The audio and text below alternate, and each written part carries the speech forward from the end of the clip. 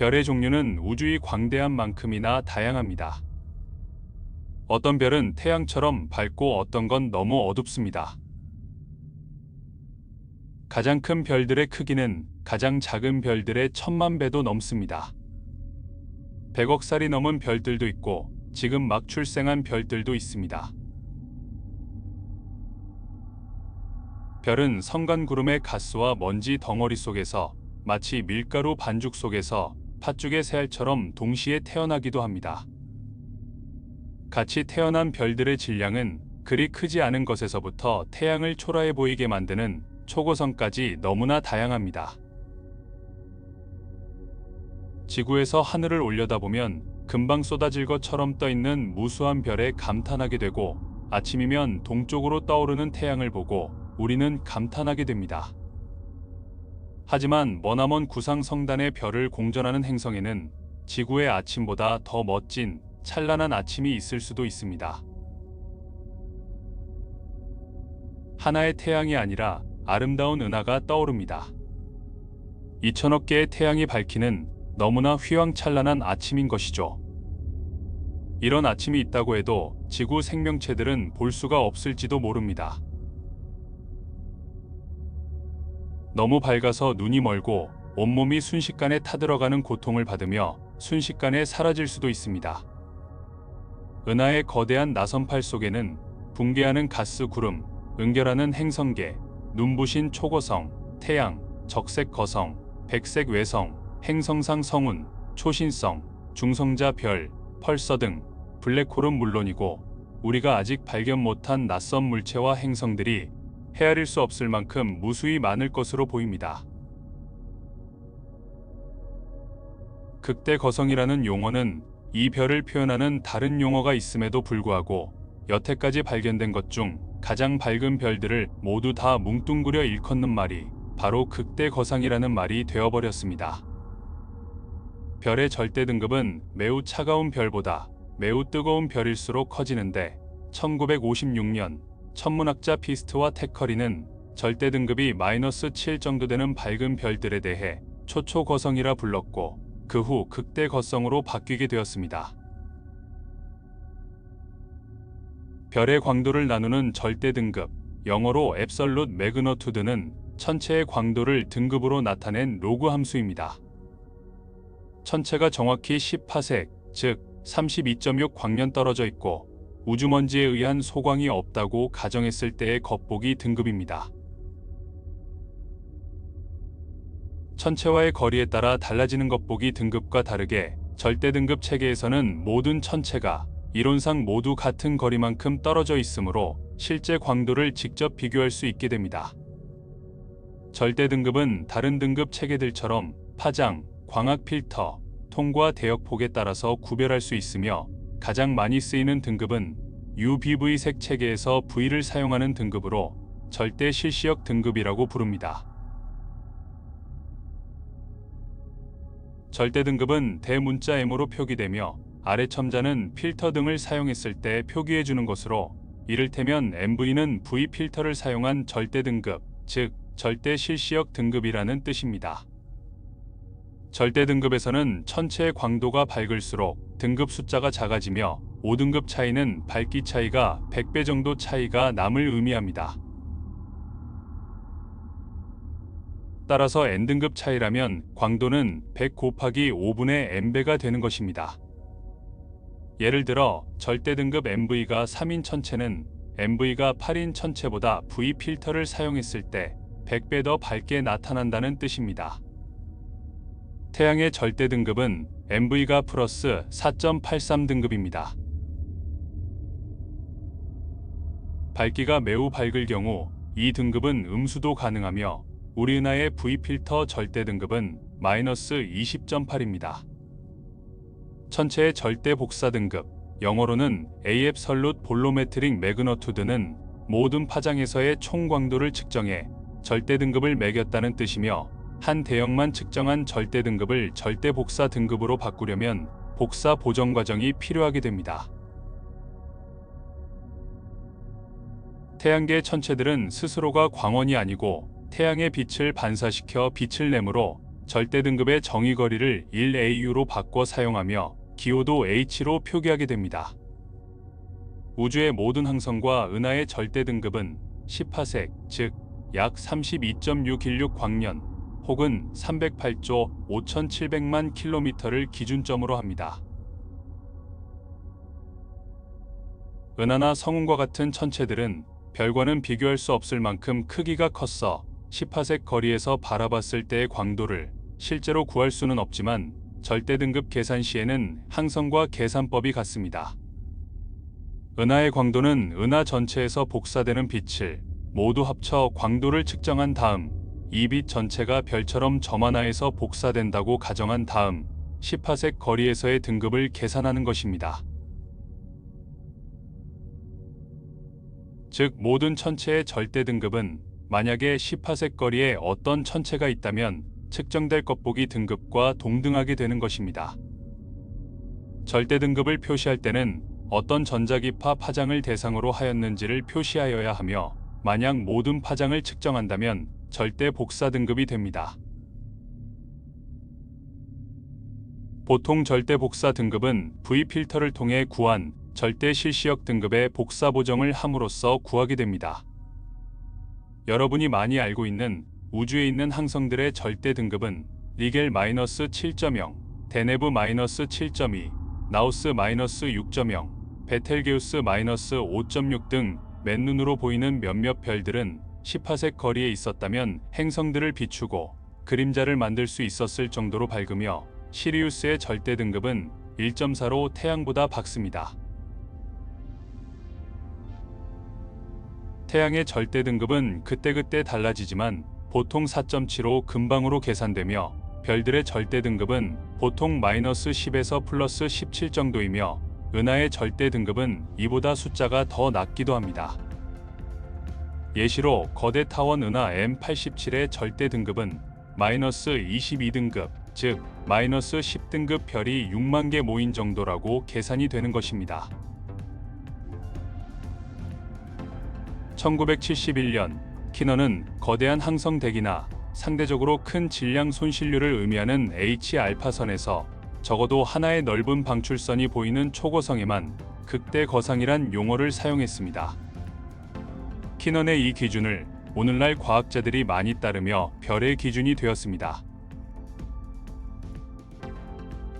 극대 거성인 백조자리 P는 우리 은하에서 가장 밝은 병광성으로 유명한데 뚜렷한 형태를 이루는 스펙트럼선의 선폭 증대 및 적색편이 특징을 가지고 있는 것으로 추정됩니다.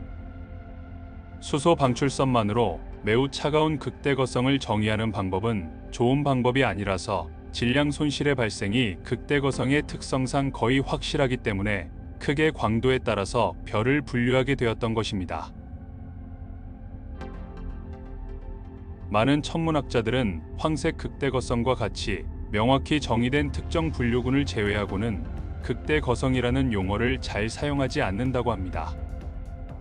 그래서 인터넷 검색을 해보면 극대 거성으로 정의되는 별을 표현하기 위해 사용되는 적색 극대 거성이니 또는 B형 초고성 혹은 방출 스펙트럼을 가진 청색 초고성이라는 용어로 구분하여 호칭하는 것입니다. 극대 거성에 대한 MKK 광도 분류로는 제로이지만 분광 분류에서 드물게 보이는 편입니다.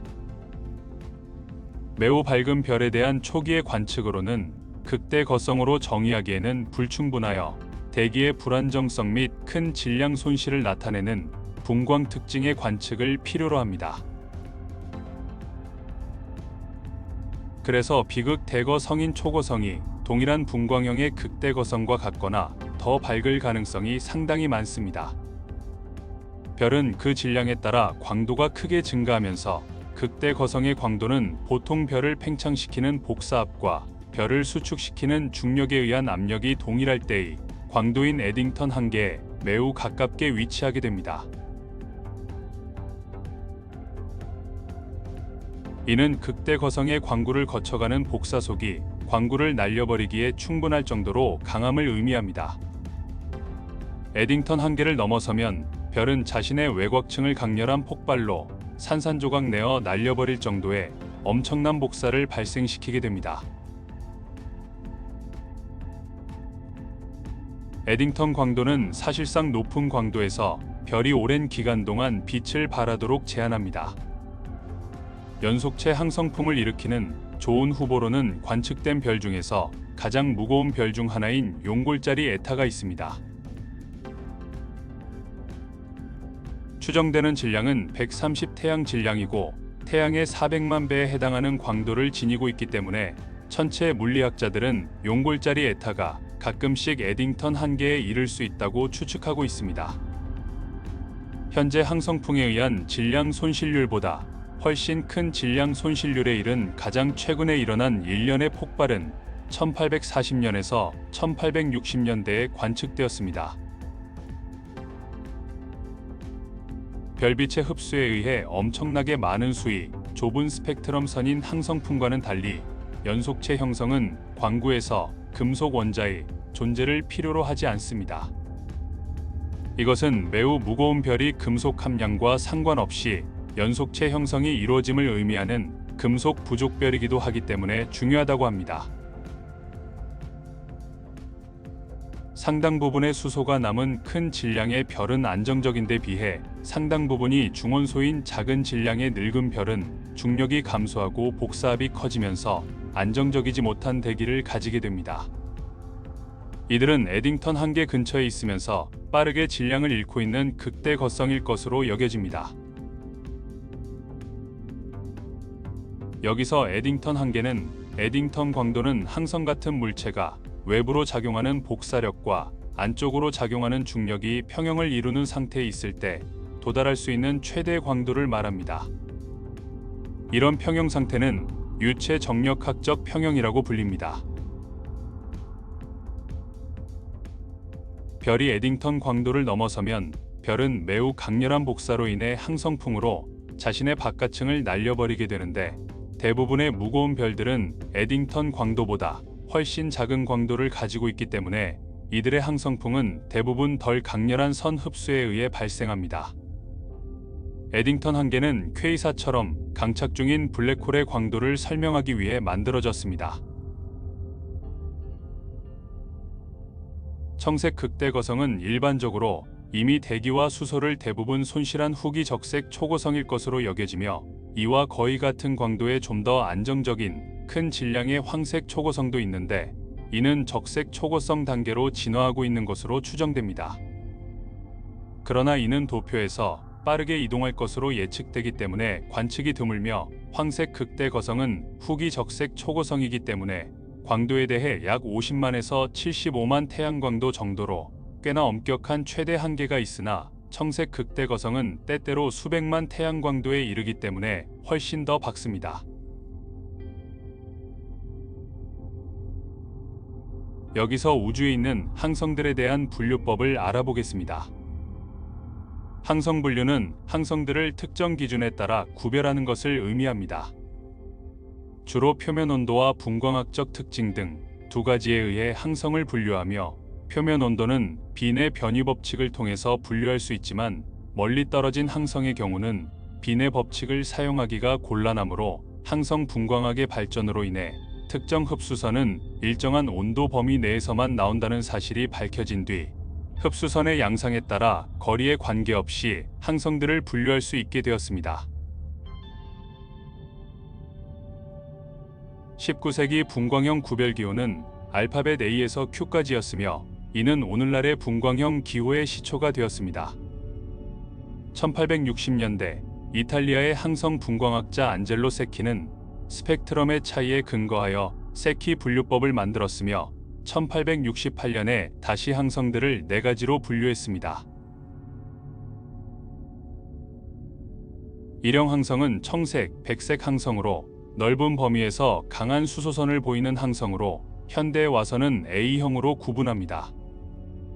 E형 항성은 노란색 항성으로 수소선은 다소 약하나 분명한 금속선을 보이는 항성으로 현대에는 G형, K형으로 표기합니다. 3형 항성은 오렌지에서 적색에 이르는 항성으로 복잡한 스펙트럼의 띠를 보이는 항성으로 현대의 표기는 M형입니다.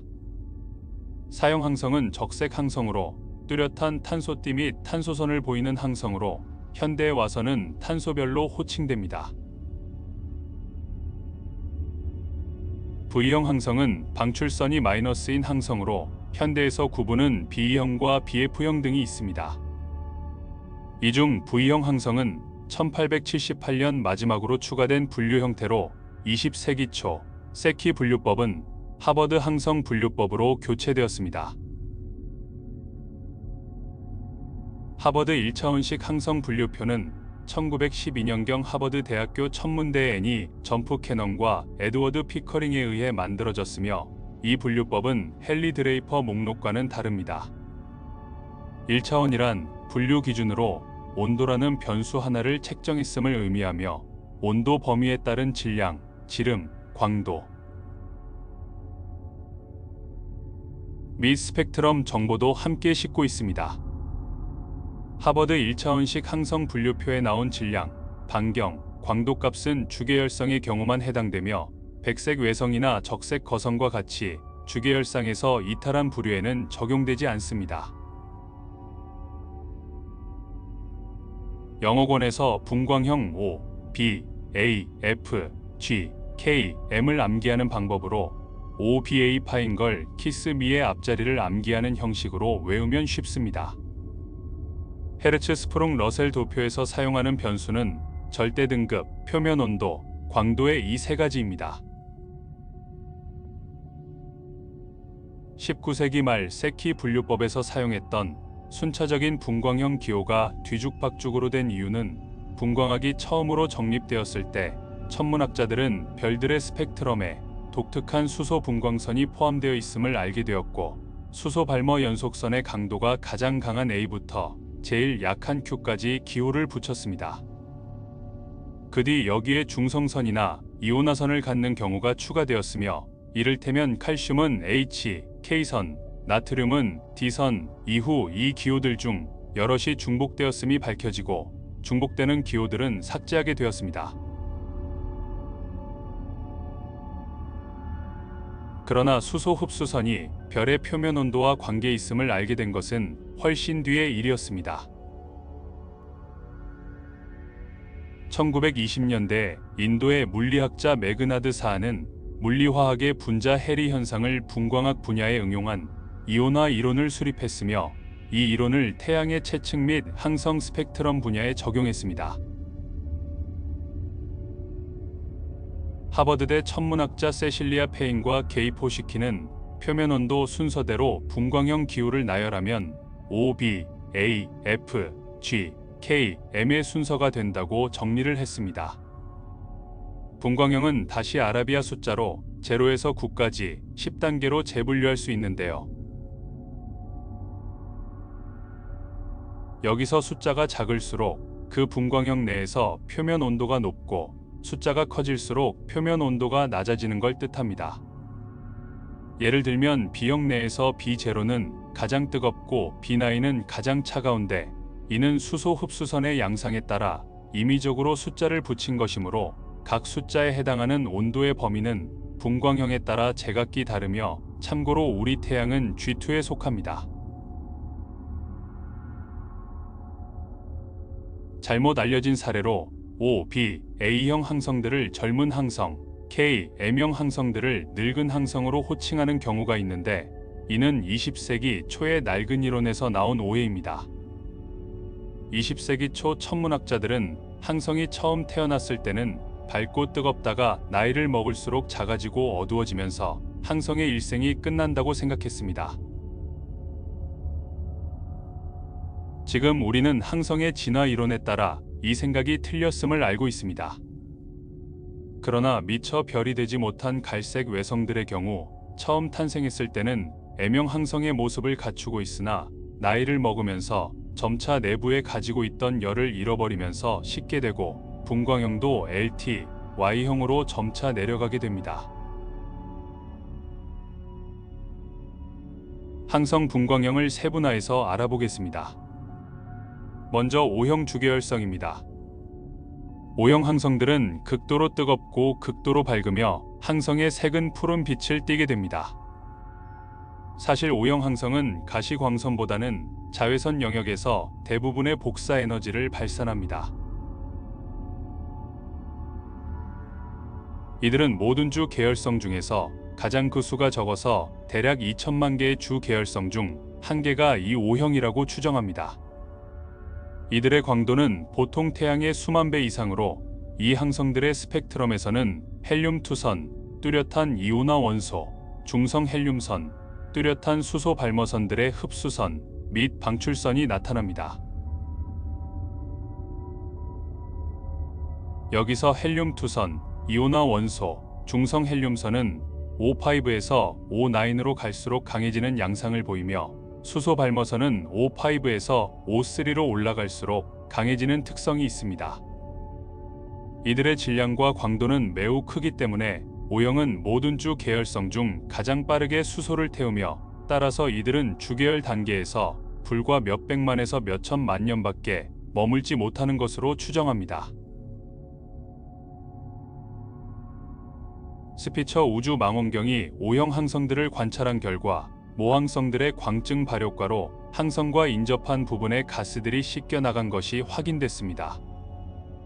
O형주 계열성 항성으로는 오리온자리 제타, 고물자리 제타, 오리온자리 람다, 오리온자리 델타, 땅꾼자리 제타 등이 있습니다.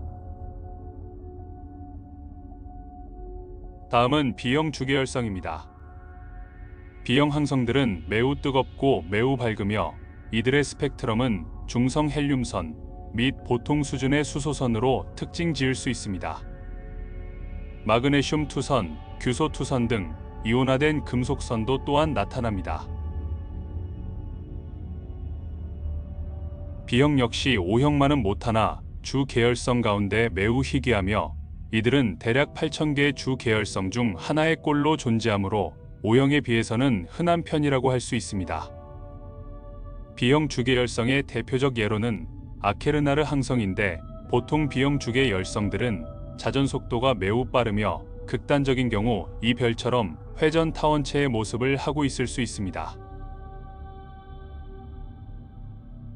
이들의 광도는 보통 태양의 수백 배에서 수만 배에 이르며 O형과 B형은 막대한 에너지의 방출로 인하여 오랜 시간 살 수 없습니다. 지구에서 관측되는 성단의 경우 O형과 B형 항성들이 분자구름 덩어리와 함께 물이 지어 있는 모습을 볼 수 있습니다. 그러한 이유는 이들의 수명은 짧기 때문에 처음 생겨난 곳에서 우주 공간으로 퍼져나갈 수가 없기 때문이라고 합니다. 이들을 오비 성엽이라고도 부르며 오비 성엽 중 대표적인 것으로 오리온자리 오비온을 들 수 있는데 우리 은하의 나선파를 구성하는 동시에 새로운 별이 탄생하는 출산지 역할을 하는 부분이기도 합니다. B형주 계열성 항성으로는 플레이아데스 성단의 밝은 별들, 레굴루스, 리겔, 스피카 등이 있습니다. 다음은 A형 주계열성입니다. A형 항성들은 뜨겁고 밝으며 밤하늘에서 보이는 별들 중 가장 많은 비율을 차지합니다. 지구에서 육관으로 관찰할 때 백색 또는 청백색의 빛을 발하며 우주에서는 대다수 청색에서 청백색의 색을 나타냅니다.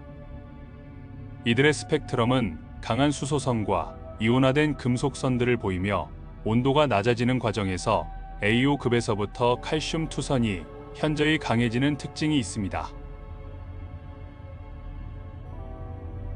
이 계열은 태양계 주변에 있는 항성들, 즉 주 계열성 900개 중 하나 꼴로 존재합니다. A형 주 계열성 항성으로는 시리우스, 포말하우트, 베가, 데네브 등이 있습니다. 다음은 F형 주계열성입니다.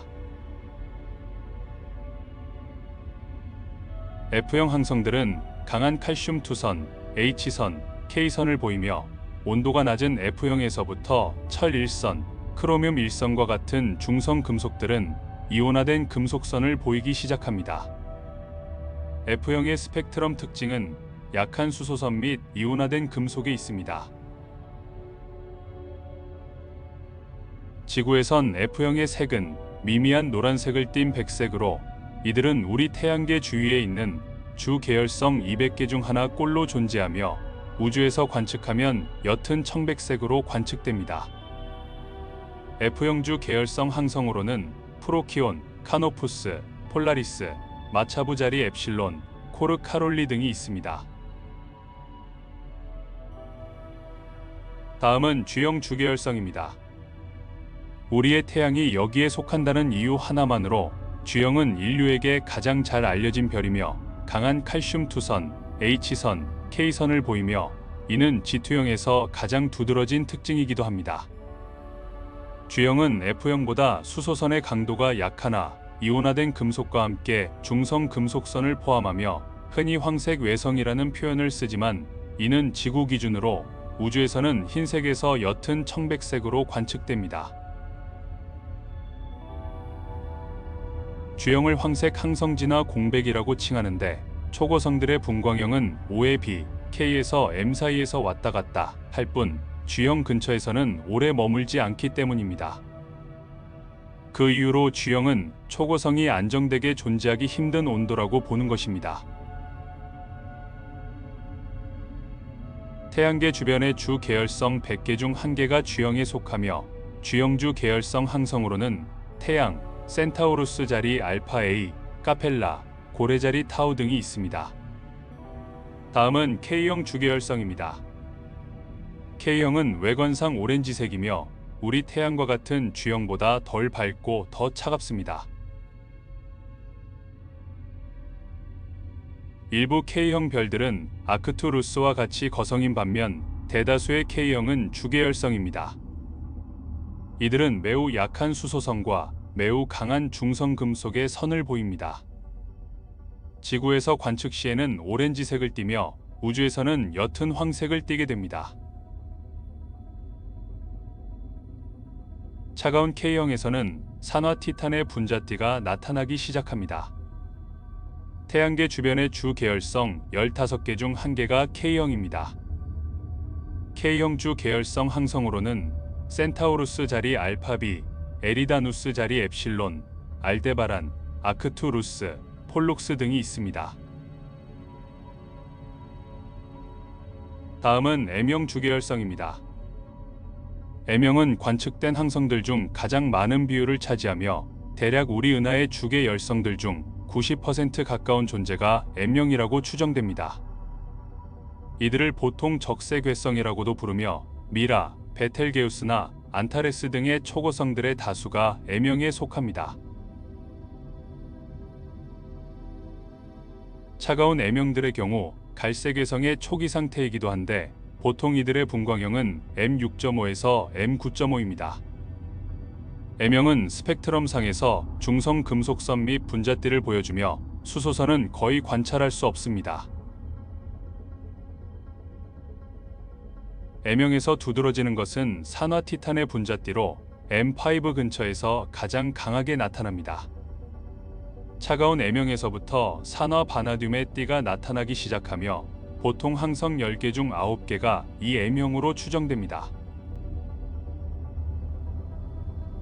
M형주 계열성 항성으로 대표적인 것은 베텔기우스, 안타레스, 센타우루스 자리 프록시마, 버나드별, 글리제 581, LEH PM2-59, 테이데 1, GSC 08047-00232B 등이 있습니다. 관측기구가 발달함에 따라 새로운 종류의 항성들이 발견되고 그에 맞는 새로운 분광형도 등장했습니다. 이들은 아주 뜨거운 청색 별들의 스펙트럼에서는 탄소, 질소 심지어 산소 방출선까지 나타나는 특징이 있습니다. 새로 추가된 분광형으로 W형이 있으며 W형, WR형을 울프 레이의 별이라고도 부릅니다. 이들의 대기는 대부분이 헬륨으로 일반적인 항성의 대기가 수소임을 감안하면 특이한 존재입니다. 이들은 진화 과정의 막바지에 도달한 별들이며 내부의 복사압 때문에 수소로 된 외곽부가 우주 공간으로 흩어져 나간 뒤 내부에 있던 헬륨의 중심부가 외부로 드러난 것으로 추정됩니다. 탄소, 질소, 산소 방출선의 강약에 따라 WC, WN, WO형으로 다시 세분됩니다. W형은 표면 온도가 7만 켈빈 이상일 경우에 해당되는데요. 예를 들면 돗자리 감마-A, WR124, W93B 등의 항성이 있습니다. OC, ON, BC, BN형은 울프레이의 별과 O, B형 항성들의 중간 상태인 항성으로 구체적 분광형으로 OC, ON, BC, BN형이 있습니다. 이 분광학에 속하는 항성으로는 HD1호 2249, HD1050556, HD2915, HD263181 등이 있습니다. 그 외에 차가운 적색 외성을 분류하는 분광학 구분이 있는데 L과 T형으로 차가운 적색 외성 및 갈색 외성에 해당되는 분광형입니다. 이들은 가시광선 영역에서 거의 에너지를 발산하지 않으며 Y형은 T형보다 차갑고 독특한 질적 특이사항을 지니는 갈색 외성에 붙이는 분광형입니다. 먼저 L형에 해당하는 천체는 차가운 적색 외성부터 뜨거운 갈색 외성까지입니다. 온도가 높은 L형은 스스로 핵융합을 할 질량이 되지만 차가운 L형은 그렇지 못합니다. 항성으로 부르기에 부족한 질량 때문에 L형을 부를 때 L형 항성이 아니라 L형 외성이라고 부르는 것입니다. L형은 온도가 낮기 때문에 스펙트럼상에서 알칼리 금속 및 수소 화합물의 선이 검출되며 온도는 1300켈빈에서 2000켈빈 정도입니다. 지구에서 165광년 이내에 있는 L형 외성들로는 CHA10913-770913, DNE025-4700, DNE1048-3956b 등이 있습니다. 다음은 T형으로 메탄 외성이라고도 부릅니다. T형은 온도가 낮은 갈색 외성으로 표면 온도가 700켈빈에서 1300켈빈 정도입니다. 이 온도에서 T형 외성이 발산하는 에너지는 대부분 적외선 영역에 몰려 있으며 스펙트럼 중 메탄의 선이 가장 강하게 나타나는 것으로 밝혀졌습니다. T형은 글리제 570D, 물고기 자리 54B, 인디언 자리 엡실론 BA, 인디언 자리 엡실론 BB, ULAS J13353.45+11300.2 등이 있습니다. Y형 외성은 T형 외성보다 온도가 더 낮은 항성입니다. 천문학계는 700켈빈 이하의 온도를 지니는 아주 차가운 갈색 외성을 Y형 외성으로 구분하고 있습니다. Y형 외성의 스펙트럼은 암모니아의 선을 보일 확률이 높습니다. T형 외성과 Y형 외성의 경계는 현재 알려진 온도보다 훨씬 더 차가울 것으로 예상되며 2008년 3월에 표면 온도가 620켈빈인 갈색 외성 CFBDS J005910.-011401.3이 발견됐고 분광형은 IO로 되었습니다. 같은 해 6월 항성 ULAS J13353.45+11300.2도 발견되었으며 표면 온도는 550켈빈에서 600켈빈, 거리는 26광년에서 40광년입니다. 질량은 15mj에서 31mj입니다. 탄소 관련 후기 거성 분광형도 있는데 탄소 관련 항성은 스펙트럼상의 헬륨 3중알파 융합 과정으로 나온 탄소가 검출되는 항성으로 대기 중에 풍부한 탄소량 및 평행 S 과정 때문에 이들의 스펙트럼은 주계열 G, K, M형 항성들과는 많이 다릅니다.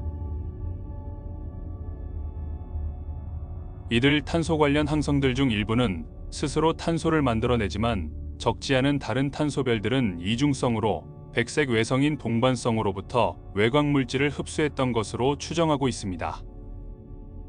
C형 탄소별은 원래 분광형 기호는 RN이었으며 주 계열성 중에도 탄소별이 있지만 대다수 탄소별은 거성입니다. 이들은 생애의 끝에 다다른 죽어가는 별들로 추정하며 상층부 대기에 탄소 함량이 특별히 많은 것이 특징입니다. 예전 R 및 N 분광형을 요즘 기호에 대입할 경우 G형 중간에서 차가운 M형까지가 해당됩니다. 이들을 포괄하는 기호로 요즘 보편적으로 쓰이는 것은 C입니다. 탄소별들 중 좀 더 차가운 부류들을 제2로 표시하기도 하는데 제2형 별들의 스펙트럼에는 12CN과 13CN이 강하게 나타나며 탄소형 별들의 색깔은 다른 별보다 빨간데 그 이유는 탄소별의 대기의 탄소가 가시광선의 파란 부분을 걸러내기 때문이라고 합니다.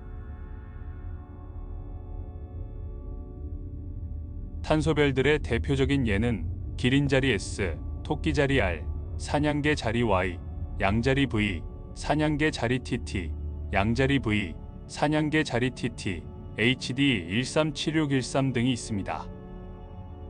S형 항성들은 산화 지르코늄의 선과 산화 티타늄의 선을 보이며 M형 항성과 탄소별 중간에 놓여 있습니다. S형 항성들은 산화 과정을 통해 생산된 기타 원소들이 대기에 풍부하게 존재하는 것으로 추정되며 S형 별들은 탄소와 산소가 M형 별들처럼 풍부한 것으로 추정합니다. 탄소와 산소가 많기 때문에 이 두 원소는 거의 대부분이 일산화탄소 분자 내에 묶여 있을 가능성이 많습니다. 일산화탄소는 표면 온도가 낮은 별의 대기에서 분자 형태로 존재할 수 있는데 이 경우 함량이 적은 다른 원소들을 먹어치웁니다. 그 결과 평범한 화학적 조성을 지니는 별에서 산화 티타늄을 구성하는 데 쓰였어야 할 산소가 일산화탄소에 묶여 있게 됩니다. 이를 여분의 산소라고 부르기도 합니다. 마찬가지로 이원자 탄소 분자를 생성하는 데 쓰이는 탄소도 여분의 탄소 형태로 존재하게 되며 이들을 제외하고 남는 것은 아무것도 없게 됩니다. S형 항성과 M형 별들 사이의 관련성은 탄소가 얼마나 풍부하게 존재하는가에 달려 있습니다. 탄소별들처럼 거의 모든 S형 별들은 거성 또는 초고성인 것으로 보입니다. S형 별들로는 큰 곰자리 S, HR 1105 등이 여기에 해당합니다. MS형은 분광형 M과 S 사이의 특징을 보이는 항성들을 일컫는 말로 마찬가지로 SC형 역시 S형과 C에서 N형의 중간 형태 성질을 보여주는 항성들입니다. 탄소별의 경우 정근 거성가지 단계에서 M에서 MSO-S로 또다시 SC에서 C에서 N 단계를 밟아가며 점차 탄소의 양이 많아지는 것으로 추정되고 있으며 여기에 속한 별로는 뱀자리 R, 외뿔소자리 ST, 백조자리 CY, 남십자자리 BH 등이 있습니다. D형은 백색 외성을 가리키는 분광형 기호인데요. 백색 외성은 질량이 비교적 작은 별들이 진화 과정을 마치고 축퇴된 상태입니다. 백색 외성의 분광형을 세분하면 DA, DB, DC, DO, DQ, DX, DG로 구별할 수 있는데 여기서 D 뒤에 붙은 A, B, C 등은 전통적인 분광형 기호와는 관계가 없으며 백색 외성의 대기에 어떤 성분이 많이 포함되어 있는가를 기준으로 붙여진 기호입니다. 백색 외성으로 분류된 별로는 시리우스 B, 프로키온 B, 반만엔의 별 등이 있습니다. 그 밖에 비항성 분광형 항성이 있는데 항성이 아닌 천체를 표현하는 분광형으로는 P와 Q가 있습니다. P는 행성상 성운을, Q는 신성을 나타낼 때 사용하는 분광형 기호입니다. 이런 분광형 기호만 대충 알아도 항성의 진화 과정을 대충 알게 되는데요. 별의 일생을 결정하는 가장 중요한 변수는 질량입니다. 질량의 크기에 따라 별은 짧게는 약 수백만 년, 길게는 약 수천억 년을 산다고 합니다. 항성의 수명은 인간의 그것에 비하면 영원에 가까울 정도로 길기 때문에 인간이 항성을 지켜보면서 변화 과정을 관찰하기란 100% 불가능한 일입니다. 대신 천체물리학자들은 우주 공간 항성들의 분포를 통하여 이렇게 간접적으로 별의 일생을 예측하는 것입니다. 또한 항성의 내부 구조가 별의 일생에 걸쳐 어떻게 변화하는지를 컴퓨터로 시뮬레이션하여 항성 진화 연구에 응용하는 것입니다. 항성의 진화는 항성 양성소라고도 부르는 거대 분자 구름 내부에서 시작되며 대부분 우주의 빈 공간 밀도는 1세제곱센티미터당 분자 0.1개에서 1개 수준이지만 거대 분자 구름 내부의 밀도는 보통 1세제곱센티미터당 수백만 개의 분자가 존재하는 것으로 추정합니다. 분자 구름의 지름은 50광년에서 300광년이며 태양 질량의 10만 배에서 1천만 배에 이르는 물질이 존재하는 것으로 보입니다. 분자 구름이 은하 중심의 주위를 공전하면서 여러 요인 중 하나로 인해 중력 붕괴 현상이 일어나게 됩니다. 분자 구름끼리 충돌하거나 은하 나선팔의 밀도 높은 영역을 통과할 수도 있습니다. 근처 초신성 폭발이 일어나면 자신의 잔해를 빠른 속도로 분자 구름 내로 돌진시켜서 중력 붕괴를 일으키는 원인이 되기도 하며 은하와 은하끼리의 충돌로 인해 양쪽 은하에 있던 가스 구름끼리 조성력에 의해 응축하고 섞여서 항성들이 대량으로 출산되기도 합니다. 분자 구름은 수축하면서 작은 부분들로 나뉘게 되는데 이런 작은 조각들 내에서 응축하는 가스는 중력 작용에 의한 위치 에너지를 열의 형태로 발산합니다. 가스의 온도와 압력이 증가하면서 분자 구름의 조각들은 원시별로 불리는 회전하는 뜨거운 가스 덩어리를 만들어냅니다. 처음 태어나는 항성들은 항성의 재료가 되고 남은 분자 구름 속에 예외 없이 깊숙이 숨겨져 있으며 가시광선으로 이들을 탐지할 수 없습니다. 종종 이렇게 아기별들을 품은 분자 구름은 주변 가스가 방출하는 밝은 빛에 대비되어 실루엣 형태로 드러나기도 합니다. 이렇게 드러난 것들을 보크 구상체라고 부릅니다. 출생할 때 질량이 매우 작은 천체는 핵융합 작용을 일으킬 온도를 조성하지 못하는데 이들을 갈색괴성이라고 부르며 항성과 갈색괴성을 구별하는 경계선은 그 천체의 화학적 조성에 달려 있습니다. 중원소 함량, 즉 별을 구성하는 원소 중 수소와 헬륨보다 무거운 원소들의 양이 높은 천체의 경우 항성이 될 수 있는 질량의 하한선은 낮아집니다. 목성 질량의 13배가 넘는 갈색 외성들은 중수소 핵융합을 일으킬 수 있기 때문에 일부 학자들은 이 수준을 넘는 천체만 갈색 외성으로 취급하기도 합니다. 갈색 외성은 중수소 핵융합을 일으킬 수 있을 정도로 무거운 경우나 또는 그렇지 못한 경우에 상관없이 희미하게 빛나다가 수억 년의 시간을 두면서 천천히 식어가게 됩니다. 좀 더 질량이 무거운 별들의 경우 중심액의 온도가 1000만 켈빈 정도에 이르게 되며 양성자와 양성자 연쇄 반응이 발동되고 수소가 핵융합을 일으키면서 중수소를 거쳐 헬륨으로 변환되게 됩니다. 태양 질량보다 근소하게 무거운 별들의 경우 시에노 순환으로 대부분의 에너지를 생산하며 중심액에서 생산된 에너지를 통해 복사압이 형성되며 이 복사압은 위에서 누르는 무게에 저항하여 항성이 중력 붕괴를 일으키는 것을 막는데 이 상태를 유체 정역학적 균형 상태라고 합니다. 이때부터 항성은 안정된 크기를 유지하게 되는 것입니다. 수십억 년이 흐른 뒤 항성이 처음 태어날 때의 질량에 따라 수소가 헬륨으로 계속 치환되는 과정이 누적되면서 항성의 중심부에는 핵융합의 산물인 헬륨이 쌓이게 됩니다.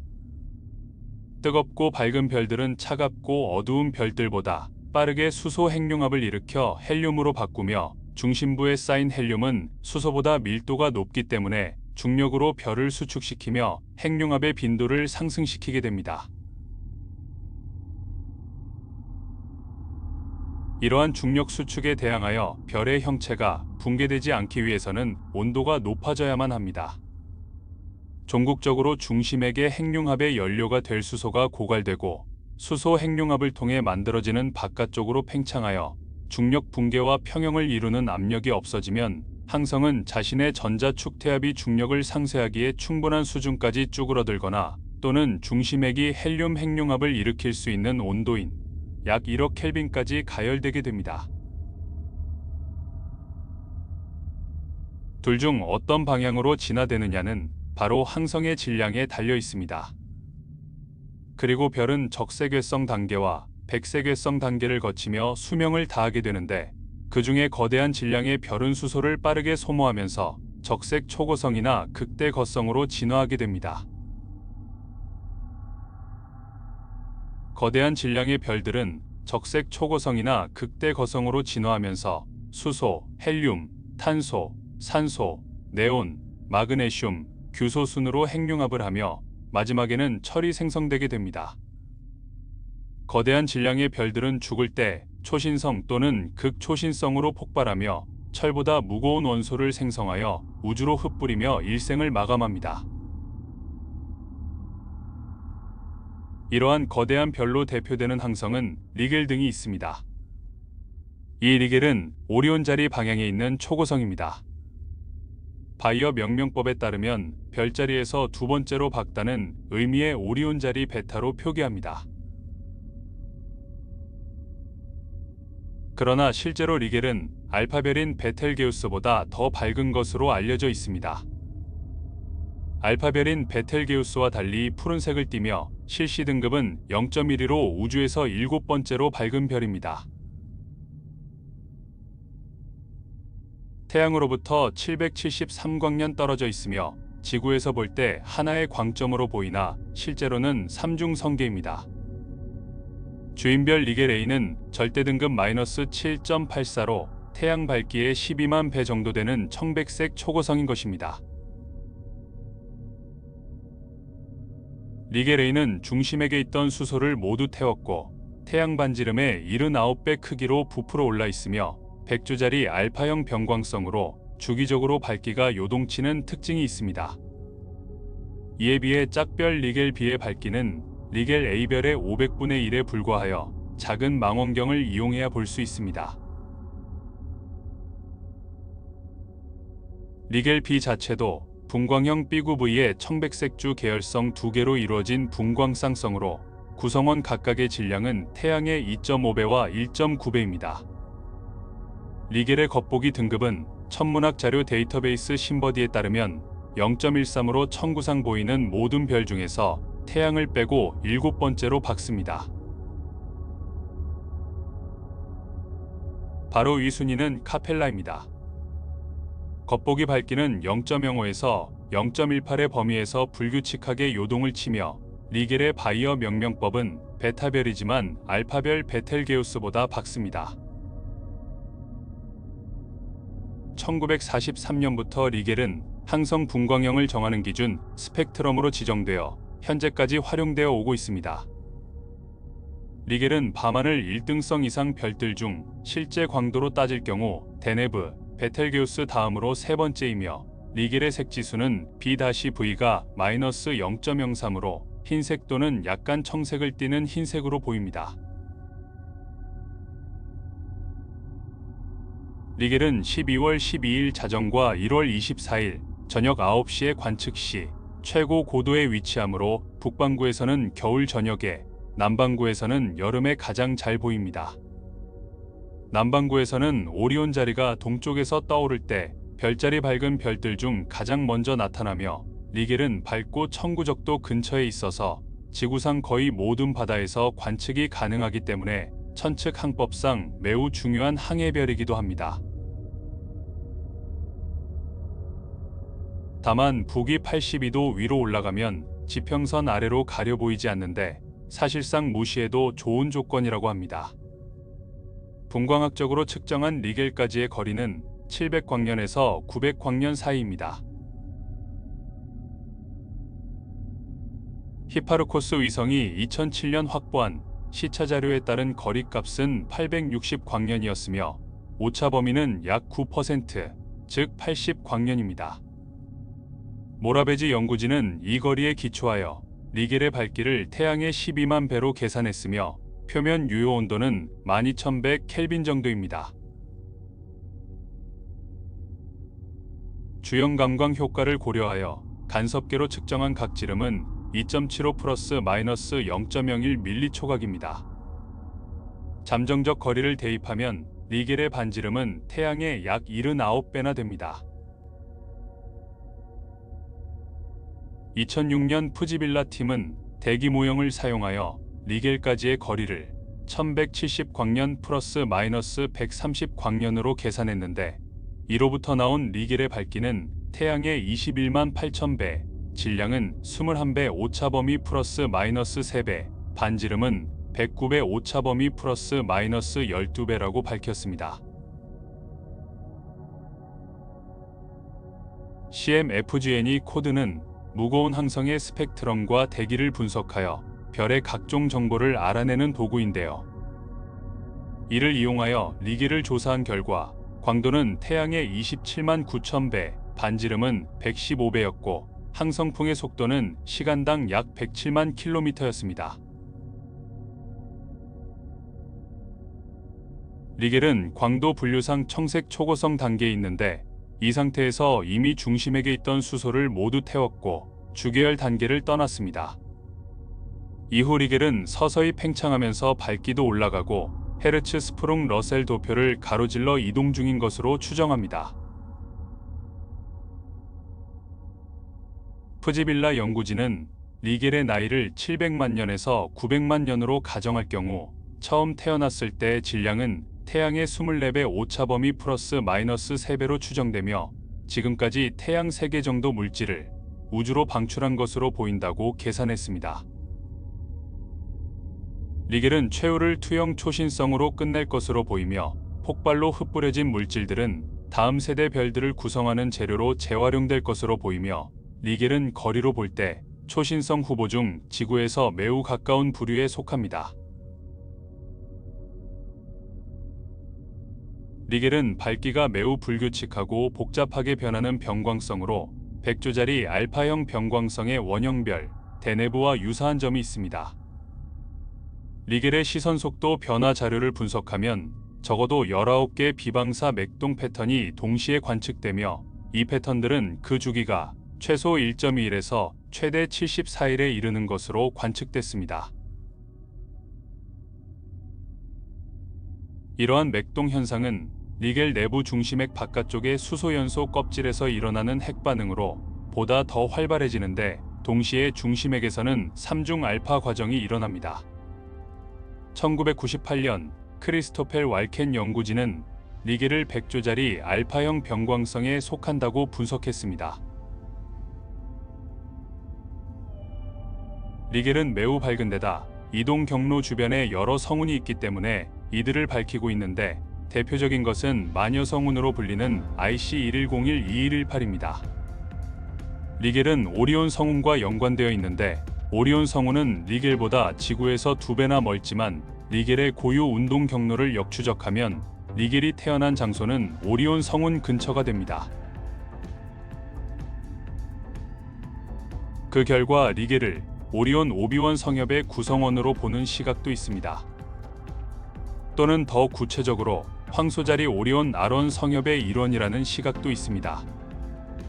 1831년 프리드리히 비렐름 폰 슈트루페는 이 별이 안시 이중성임을 발견했는데요. 본체 A 옆에 보이는 리겔 B의 밝기는 아주 어둡지는 않아 6.7입니다. 그러나 주인별의 밝기가 500배 더 밝은 데다 바로 옆에 있기 때문에 150mm 이하 망원경으로는 관측이 어렵습니다. 그러나 7cm 구경 정도의 성능 좋은 망원경을 이용하면 빛을 150배 더 끌어모아 관측이 가능하므로 리겔 B를 쉽게 구별하여 볼 수 있습니다. 리겔까지의 거리를 고려하면 B는 주인별로부터 2200 천문단위 정도 떨어져 있으며, A와 B는 고유 운동이 똑같기 때문에 공전 운동이 관측되지 않았습니다. 리겔 항성계 구성원은 전부 3개로 알려져 있는데, 다만 4번째 구성원이 있다는 의견도 종종 있었으나, 이는 주인별의 표면이 물리적으로 맥동을 쳐서 생긴 밝기 변화를 잘못 해석한 것으로 보입니다. 리겔과 같은 청색 초거성은 과학적으로 오비형 초고성으로 표현되는 뜨겁고 밝은 별입니다. 이들의 광도 분류는 E령이고 분광형은 B구이아입니다. 청색 초고성은 헤르츠스프룽 러셀 도표의 좌측 꼭대기 쪽에서 위치합니다. 이들은 태양보다 크지만 적색 초고성보다는 작고 표면 온도가 10,000켈빈에서 50,000 켈빈이며 광도는 태양의 약 10,000배에서 1,000,000 배나 되는 어마무시한 별입니다. 초고성은 큰 질량의 별이 진화한 것으로 주계열성보다 훨씬 크고 밝으며 초기 질량이 약 10배에서 100배 태양 질량인 O형과 B형 초반의 별들은 단 수백만 년 만에 수소를 소진하고 표면에 중원소가 보이기 시작함으로써 주계열을 떠나 진화하게 됩니다. 이러한 별들은 일부가 곧장 울프레이의 별로 진화할 가능성이 있긴 해도 보통은 청색 초고성이 됩니다. 청색 초고성은 높은 광도에 매우 높은 질량 손실률을 가진 주계열성이 최근에 진화한 것입니다. 이들 대부분은 엄청난 양의 질량을 잃고 있는 밝은 청색 병광성이 됩니다. 작은 질량의 초고성은 적색 초고성이 될 때까지 팽창합니다. 그 과정에서 초고성은 얼마간은 분명히 황색 초고성 또는 황색 극대거성의 시절을 보내야 합니다. 그러나 팽창은 단 수천 년 만에 일어나기 때문에 이러한 별들은 아주 희귀합니다. 큰 질량의 적색 초고성은 외포층을 날려보내어 청색 초고성으로 그리고 아마 울프레이의 별로 다시 진화하게 되는 것입니다. 적색 초고성의 정밀한 질량과 조성에 기반하여 500광년 떨어진 우리 은하계 저편에는 상상을 초월하는 규모의 격변의 장소가 있습니다. 바로 용골자리 성운입니다. 직경이 50광년에 이르는 이곳에서 태어난 거대한 별들은 격렬한 자외선 복사로 주위의 가스와 먼지를 태웁니다. 질량이 큰 별이 죽으면 폭발하며 산산조각이 납니다. 광활한 공간으로 나아가는 폭발 잔해물질은 별빛이 자극하고 중력이 끌어모읍니다. 별은 먼지가 되고 먼지는 다시 별이 됩니다. 우주에서 버려지는 건 없습니다. 17세기에 에드먼드 헨리가 적도를 넘어가 남반구 별자리표를 만들었을 때 용골자리 에타는 희미한 별이었습니다. 하지만 1843년 갑자기 밝아져 시리우스에 이어 두 번째로 밝은 항성이 됩니다. 그 이후로 밝기가 계속 변해왔습니다. 용골자리 에타의 질량은 태양의 최소 100배 그리고 태양의 500만 배에 달하는 빛을 쏟아내고 있습니다. 항성이 이룰 수 있는 한계에 도달한 것입니다. 초대 질량 별의 핵은 엄청난 양의 빛을 뿜어내 밖으로 향하는 압력이 별의 중력을 능가할 수 있습니다. 별의 질량이 너무 크면 복사압이 중력을 압도해 별이 폭발합니다. 용골자리 에타의 운명은 태어날 때부터 정해졌습니다. 어쩌면 그 별은 벌써 폭발했을지도 모릅니다. 우린 7,500년 전에 떠나온 빛으로 그 별을 보기 때문입니다. 그 폭발은 우리가 본 적이 없는 규모일 겁니다. 바로 극초신성 폭발입니다. 극초신성 폭발에 비하면 초신성 폭발은 폭죽이 터지는 수준입니다. 극초신성 폭발이 일어나면 근처의 태양계 같은 항성계 수천 개가 초토화될 것으로 추정됩니다. 은하계나 은하계 주변에서 이런 데 폭발이 일어나면 지구의 운명은 어떻게 될까요? 우주가 우리에게 경고를 하고 있는지도 모릅니다. 오늘 이야기는 여기까지입니다. 다음에 또 만나요. 안녕.